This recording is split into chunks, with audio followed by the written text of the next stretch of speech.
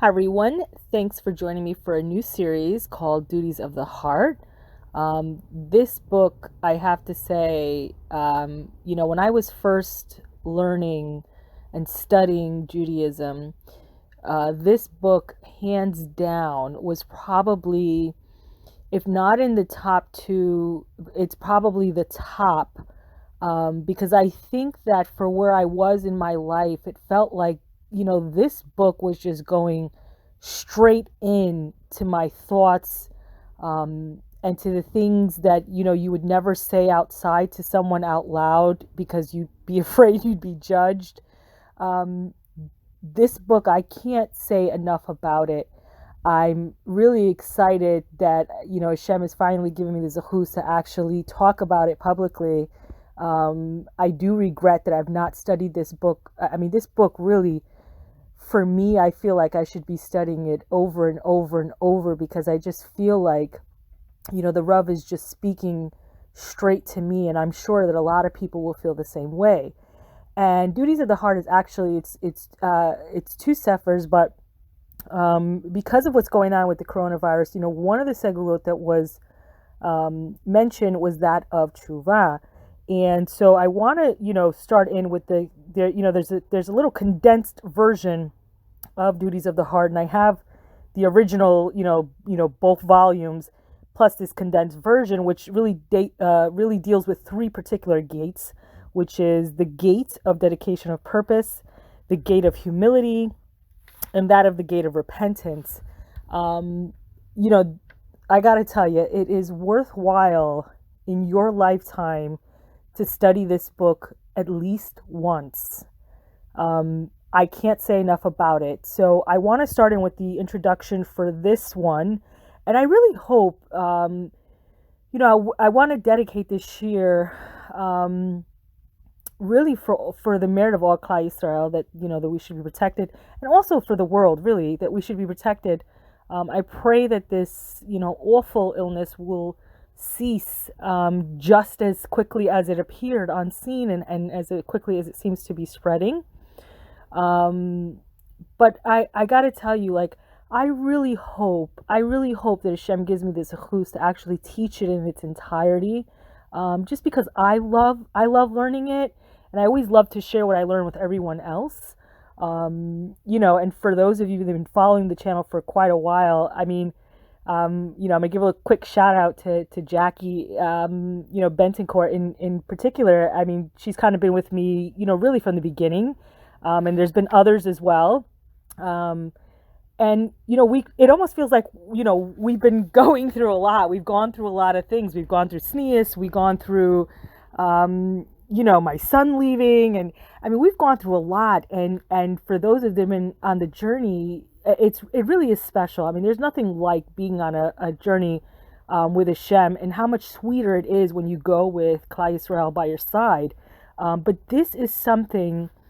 Duties of the Heart is really something that really everyone struggles with. It's that, that inner voice, which really is the Yetzer Hara, who's putting these foreign ideas into your head, because everyone really, I don't know that I know anyone that wants to do the wrong thing. I mean, there's very few people out there in the world that are just, innately, I just want to get up and do evil. I think most people really want to do good, and somehow something gets in the way, via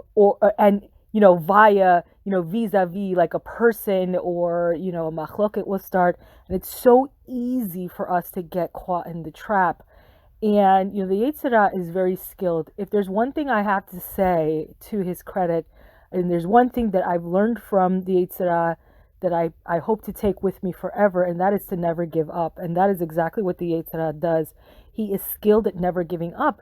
And he can do that because he has patience, and he is willing to go the distance. And so when you have an adversary like that, you better really, really, really be on guard, because every day is a potential to fall. And for some people, any moment is a potential to that it can all go, wrong. So we have to learn the rules of engagement. And Hashem has clearly said in Shir HaShirim that if you don't know the way to go, follow my sages. And I got to tell you that in a world that's so confusing with all the information, we're kind of like on an overload for information. I feel such comfort in just studying the sages, because they just cut a clear path, and it's a clear and precise answer. And I feel like sometimes, you ever have those coworkers that you work with that they always want to pass the buck and no one wants to take responsibility for what they say or for what they do? And that's not so with the sages. The sages are very clear. There really is no room for interpretation. Like it's really, really clear. They meant what they said, and they said what they meant. And I got to tell you, I can really just appreciate that, just given the kind of climate that we're all in. So I want to start out with the introduction. And I think the first few gates, the first few chapters, they're very small. So I may combine those together, and we'll see, how it goes for the lessons. But I think this is just such an important book, and especially for the climate we're in. And I hope you enjoy it as much as I do. Without further ado, we're going to get into the duties of the heart. Every day we struggle to do what is right. But the Yetzer Hara somehow always seems to get in the way.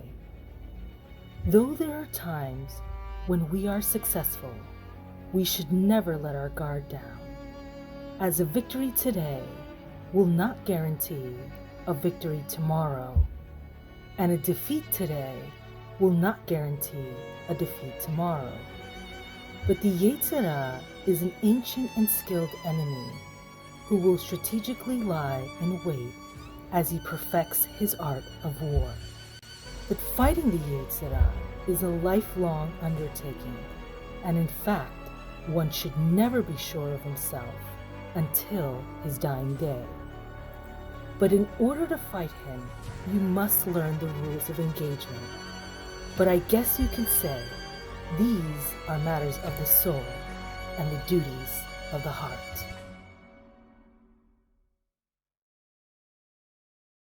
So now again, this is, it's a condensed version of the actual full 2 volumes. So it starts out saying that, having explained in the previous gate the concept of trusting God, we thought it advisable to follow with a discussion of the duty to dedicate all our acts only to God. This path of action will bring you to purge your thoughts and purify your heart, so that you won't act out of confusion, and you will rid yourself of the urge to curry favor with others, which leads to hypocrisy and flattery. And Elihu, the companion of Iyov, put it this way: I would not show regard for any man, or temper my speech for anyone's sake, for I do not know how to temper my speech. And this is brought down in Iyov 32:21-22. And for those of you who don't know what Iyov is, it's Job. So it says, we will discuss 6 points concerning dedicating our actions to God. And it is that 1, what is meant by dedicating one's actions to God. 2, how to dedicate one's actions to God. 3, which acts must be dedicated to God. 4, things that deter you from dedicating your actions to God. 5, how to stave off blandishments of the Yetzer Hara. And number 6, the obligation to guard and control your thoughts.